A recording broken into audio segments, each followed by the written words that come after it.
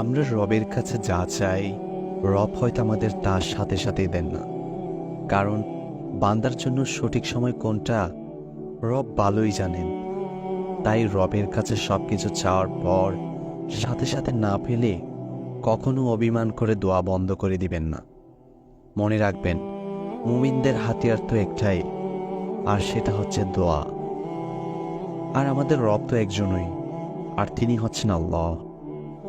যে সন্তান ঠিক মতো দৌড়াতেই পারে না, সেও তো কত কাকুতি মিনতি করে বাবার কাছে একটা সাইকেল চেয়ে বসে। তাই বলে কি বাবা কোনো রকম বিবেচনা ছাড়াই সন্তানকে সাইকেল কিনে দেয়? না, পৃথিবীর প্রতিটা বাবাই তার সন্তানদের আবদার পূরণ করতে পুরো জীবনটাই বিসর্জন করে দেয়। সামান্য সাইকেল তো কিছুই না। কেন দেন না জানেন? বাবা জানে সে এটার জন্য উপযুক্ত নয় এখন। সাইকেল চালানোর মতো বয়স বাচ্চা ছেলেটির এখনো হয়নি। বাবা জানেন সে সাইকেল চালাতে গিয়ে হয়তো বড় কোনো দুর্ঘটনার সম্মুখীন হতে পারে, আর এই সময়ে সাইকেল না দেওয়াটাই বাবার সঠিক দায়িত্ব পালন। এটাই ছেলের প্রতি বাবার সঠিক ভালোবাসার নিদর্শন।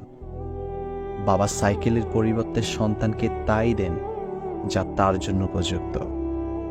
আর আমাদের রবও আমাদেরকে সঠিক সময়ে এই সঠিক জিনিসটাই দেন, যখন আমরা হই তার উপযুক্ত।